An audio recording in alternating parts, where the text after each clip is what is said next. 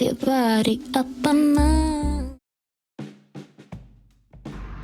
If you've been enjoying our toolkits, you know that PACT curriculum is rooted in positive self-worth. And positive self-worth is the foundation for happy, healthy relationships. And happy, healthy relationships have honest communication and mutual respect. That leaves absolutely no room for sexual harassment, sexual assault, or sexual violence.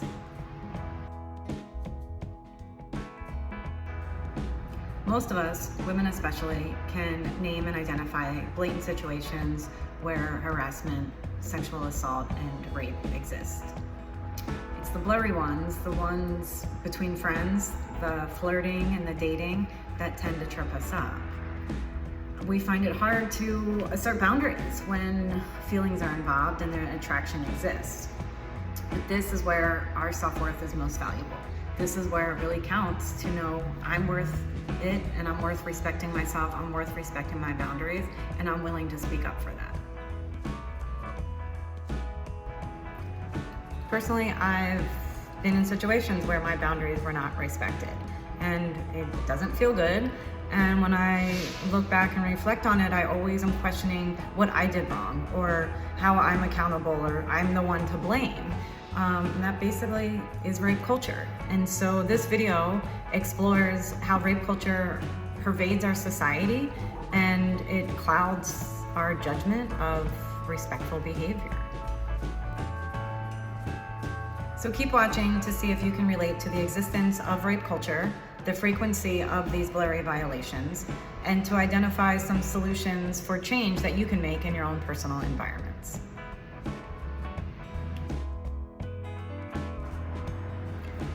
This can be a pretty heavy topic and can be triggering for some, but it is the reality. So just know we might be talking about some triggering situations, or it might jog some memories of things that we've been involved in. So go at your own pace and take care of yourself during this video. And but to get started, we are going to simply define rape culture, so we're all speaking the same language and clear on what this looks like in our society. Rape culture is a culture in which sexual violence is treated as the norm and victims are blamed for their own assaults. It's not just about sexual violence itself, but about cultural norms and institutions that protect rapists, promote impunity, shame victims, and demand that women make unreasonable sacrifices to avoid sexual assault.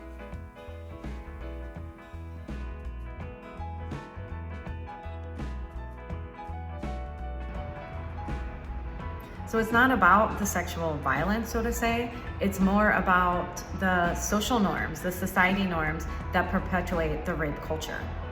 So for the workshop, we read an article. It was a 26-year-old woman's firsthand personal account of an experience that she had. Kendall Klein is the author of this article, and it was published in the Washington Post on April 8th, 2018. And the article is very aptly entitled, "Rejecting an Unwanted Sexual Advance is So Much Harder Than You Think."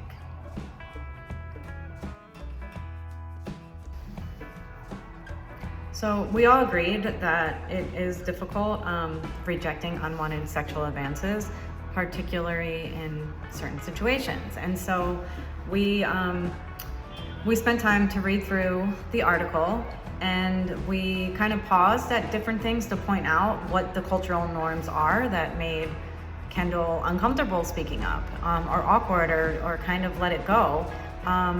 And it always highlighted how women were supposed to be.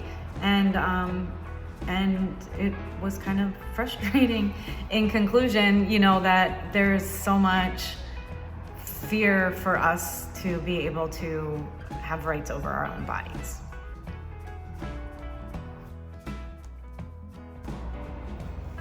So to kind of just summarize the article for you that are watching, I do recommend that you kind of take a read on your own. But you know, it's a 26-year-old professional woman. She was introduced to a friend of a friend for a job opportunity. And she had an initial interview with a friend of a friend, and then, you know, he was like, oh, this sounds like a great fit, we should meet in person. And he offers drinks, you know, and we kind of pause and like, what's our gut instinct on that? But it's like a friend of a friend, so, you know, this can't be terrible, and it's a job opportunity, you know, you kind of, our culture teaches do what you can to get the job kind of thing. And so, you know, like Kendall, many of us probably would go, you know, so she goes and one drink turns into two. You know, again, her gut isn't sitting right, but it's this like, well, I don't want to lose the job opportunity, or we're kind of taught to do that. Then the gentleman asks to, you know, move to the couch, and, you know, and she even says that like she was very aware of like her boundaries and like, okay, cool, like I'm still trying to keep this professional, but he wasn't reading her cues, and you know, and so it's like, okay, let's go along with this.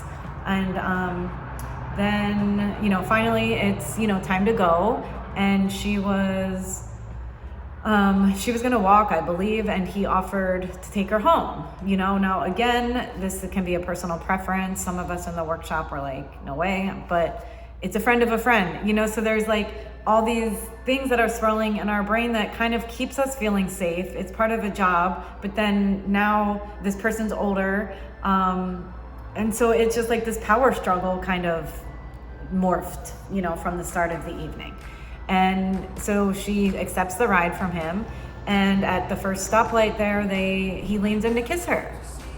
Doesn't ask. We talk about, you know, consent. There's no, you know, permission. And then right away, we're like, what did I do? Did I lead him on? Was saying yes to a ride home entitled him to kiss me? And this is where all the cultural stuff comes into play, where we start blaming ourselves, and people reading the article blame her of, oh, well, why'd you get in the car? There's still like, let guys kind of have a pass, or it doesn't have to be guys. In this case, it was, you know, guys. But so then she continues in the car, and, you know, he tries it again. And, you know, at this point, it's also then concern for safety, or what's going to happen.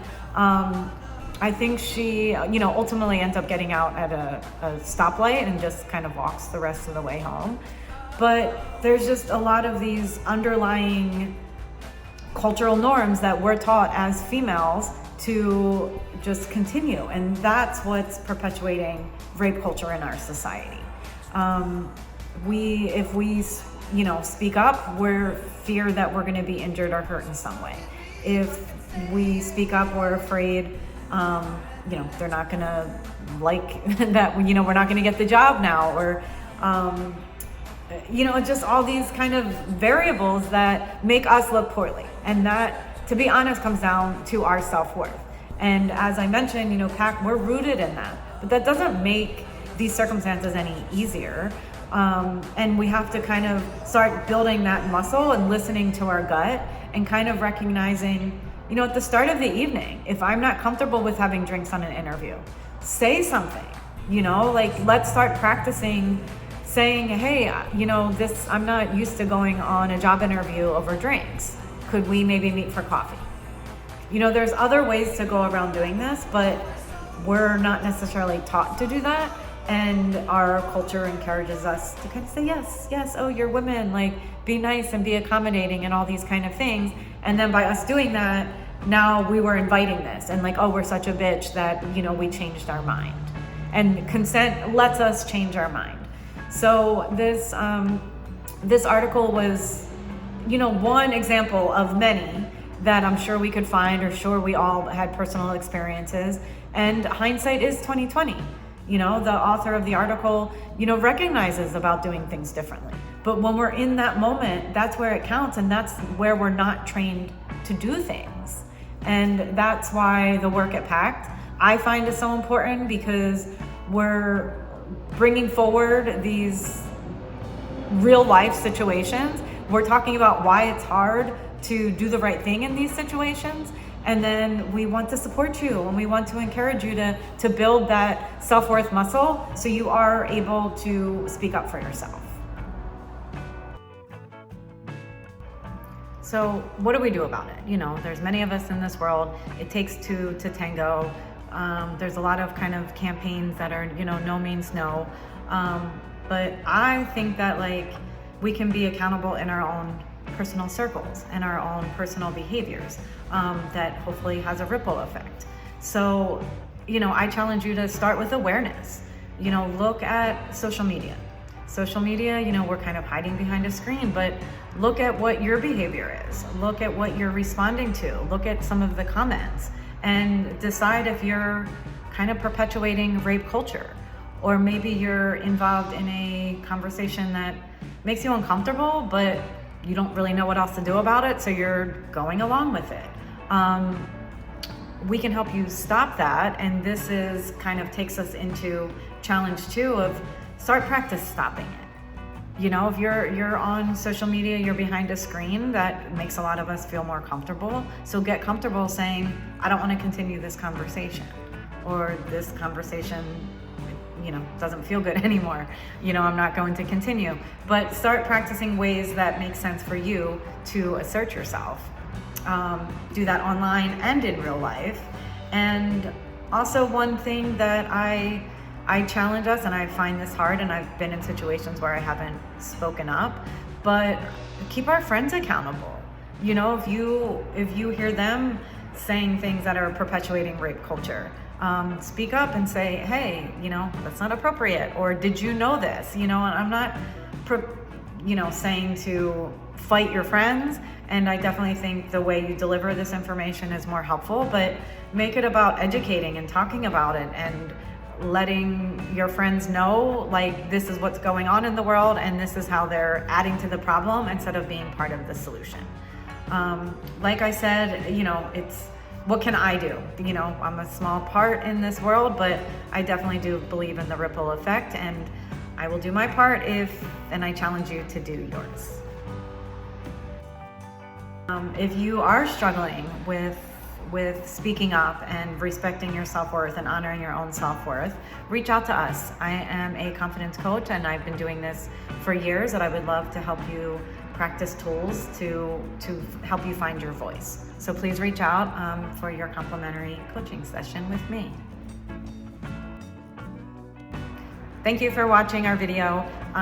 We do know that some of this material is a little heavy and uncomfortable, but that's exactly why we're talking about it, and that's why PACT exists. So we appreciate you watching. We hope you subscribe, like, and share, and we'll see you next time.